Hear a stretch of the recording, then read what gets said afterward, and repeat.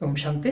आज कईयों के मन में यह प्रश्न है कि ब्रह्मा कुमारी आज विश्व के कोने कोने में पहुंची हुई हैं और आज विश्व में 140 देशों में 10,000 से भी ऊपर ब्रह्मा कुमारी सेवा केंद्र हैं और उन सेवा केंद्रों को संभालने के लिए 50,000 से भी ऊपर ब्रह्मा कुमारी टीचर बहन हैं जिन्होंने ये सेवाएं दे रहे हैं और उन्हों के साथ लगभग 10,000 ब्रह्मा कुमार भाई वे भी संपूर्ण समर्पित होकर ब्रह्मा कुमारी सेवा केंद्र पर संपूर्ण समर्पित होकर सेवा दे रहे हैं।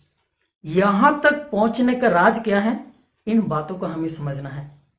और कई लोगों को यह मालूम है जो इस ब्रह्मा कुमारी संस्था का जो संस्थापक है वह है प्रजापिता ब्रह्मा और उन्होंने 1969 18 जनवरी उन्होंने अपना देह त्याग किया और देह त्याग करते समय जो दादी प्रकाशमणि जी थे उनके हाथ में हाथ मिलाकर उन्होंने अपना देह त्याग करते हैं। जैसे बिना बोले इनडायरेक्टली अपना कार्यभार दादी जी के हाथ में हैंडओवर कर देते हैं।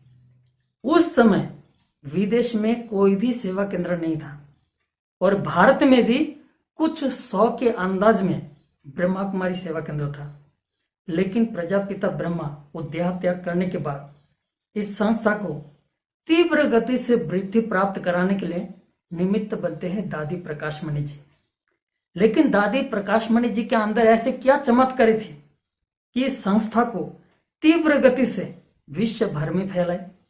उन बातों को भी उन्हों को अनुभव है जिन्होंने देश या विदेश से कभी ना कभी कोई प्रोग्राम से इस माउंट आबू में पांडव भवन में कदम रखा हो, क्योंकि कोई भी प्रोग्राम में कोई भी आते थे उसके पहले सत्र में ही जब दादी जी मिलते थे तो दादी जी उन्हों को ये संबोधन करते थे कि आप लोग यहाँ मेहमान बनकर नहीं आए हो, आप लोग मेहमान नहीं हो, ये आपका घर है और आपको कोई भी चीज की आवश्यकता हो, कोई भी असुविधा हो, आप बोल सकते हैं, खुले दिल से आप बोल सकते हैं।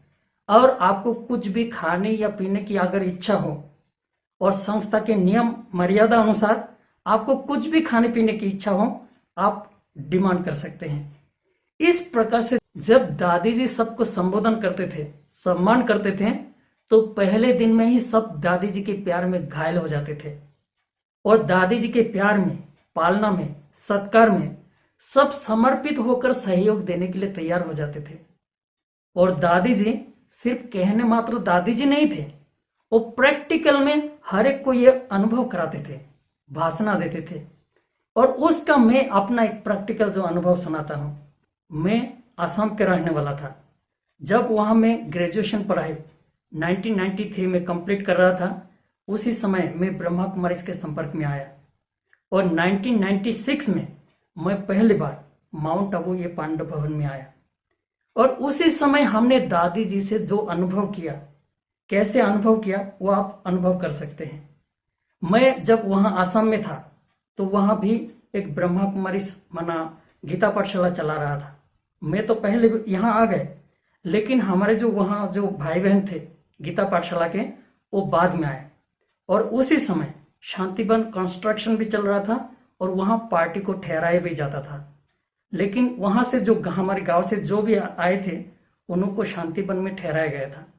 और जिस दिन हमारे गांव के जो रहने वाले गीता पाठशाला के भाई बहन हैं नीचे से ऊपर में पांडव भवन आए थे घूमने के लिए, उसी दिन की बात है। और ये सबको मालूम है कि दादी जी कहाँ बैठते थे। पांडव भवन गेट से एंटर करते समय सीधा सीधी जो भवन है उस छत के नीचे हमेशा दादी जी कुर्सी लेकर बैठते थे। और जब वो पार्टी आए तो दादी जी को पार्टी को दिखाकर कहा, दादी जी ये पार्टी हमारे गांव से आए हैं, आपसे फोटो लेना चाहते हैं। और ये मालूम है उस समय हर एक के पास ना मोबाइल होता था, ना हर एक के पास कोई कैमरा होता था। उस ग्रुप में कोई एक कैमरा लेकर आया था और दादी जी को हमने जैसे ही कहा, दादी जी आपसे फोटो लेना है, और दादी जी तुरंत कुर्सी से खड़े होकर जहां हम लोग फोटो लेना चाहते थे दादी जी वहां जाकर खड़ा होते थे। और दादी जी के प्यार से कैसे हम फोटो खींचा, उसी समय तो हम खुद का सुध बुध भूल गए। लेकिन जब हम यहाँ से जब आसाम लौटे, घर जाकर हमने जब फोटो देखा फोटो देखकर हम खुद ही हैरान हो गए कि हमने दादी जी के साथ कैसे फोटो खींचा। दादी जी के कंधे पर गले में हाथ रखकर मेरा फोटो देखकर मैं खुद ही हैरान हो गए। एक administration chief of Brahma Kumaris और उनके गले में कंधे पर हाथ मेरा। इससे ही आप समझ सकते हैं कि दादी जी कितने निरहंकारी थे। दादी जी के मन में एक administration chief of Brahma Kumaris ये भान दादी जी खुद नहीं रखता था। दादी जी बनकर सबको भाषणा प्यार देते थे और दादी जी हमेशा मन में संकल्प रखते थे कि हम सबको खुश कैसे करें, सबको खुश कैसे रखें। दादी जी कभी भी अपने लिए मैं शब्द नहीं कहा। कभी भी अपना दादी जी विचार सुनाते थे। जब दादी जी क्लास में जाते थे, क्लास से पहले दादी जी जरूर ये सुनाते थे कि आज दादी जी का एक संकल्प है, सुनाए करके दादी जी संकल्प सुनाते थे कि आज दादी जी का संकल्प है, आज मौसम थोड़ा ठंडा है, अगर क्लास के बाद हो सके सबको गरम गरम पकौड़ा मिल जाए तो अच्छा है।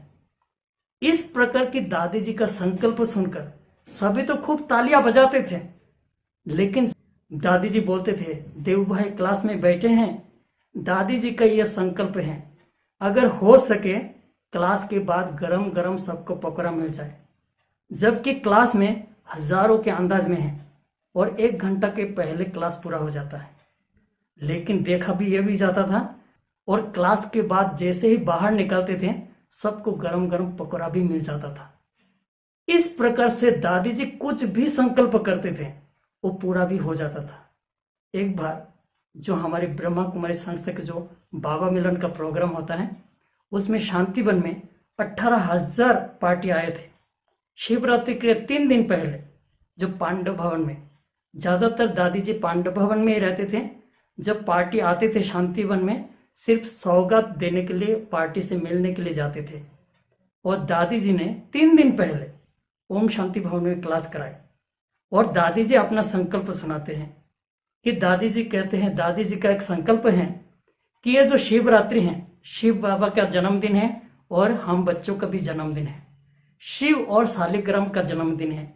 तो जिस दिन शिव बाबा का अवतरण होगा उसी दिन सबको क्लास में ही 36 प्रकार का भोग मिले। ये दादी जी संकल्प सुनाते हैं 3 दिन पहले। आप समझ सकते हैं 36 प्रकार का भोजन और 18,000 लोगों को क्लास में कैसे बांटा जाए। और उनके जो संभालने वाले जो मुन्नी दीदी जी थे, तो मुन्नी दीदी जी सुनाते हैं, दादी जी अभी तो 3 दिन है, कैसे होगा। तो दादी जी ने कहते हैं तुम ऐसा नहीं सोचो, संकल्प कर तो हो जाएगा। और दादी जी ने उनको चुप करवाया और बरोबर हमने देखा डायमंड हॉल में 18,000 पार्टी के बीच में एक साइड में माताएं और एक साइड में भाई, उसी के बीच में 36 प्रकार के अलग अलग फल या तो ड्राई फ्रूट, नमकीन टोली, मीठी टोली, एक 36 प्रकार की चीजों मिलाकर एक थैली बनाकर, थैलियों की जैसे कि शुरू से लेकर एंड तक एक जैसे नदी जैसा बन गया, टोली की जैसे एक नदी बना दी। अर्थात उसी क्लास के बीच में सबको 36 प्रकार की एक एक थैली सबको बांटा भी गया था। दादी जी इस प्रकार से जो भी संकल्प करते थे वो पूरा होता था। इस प्रकार से दादी जी ने सबको प्यार और पालना देकर सबको इस संसार के आकर्षण से भुला देते थे, विकारों के रस से भुला देते थे और सबके अंदर समर्पित भाव जागृत करते थे, सहयोग की भावना जागृत करते थे।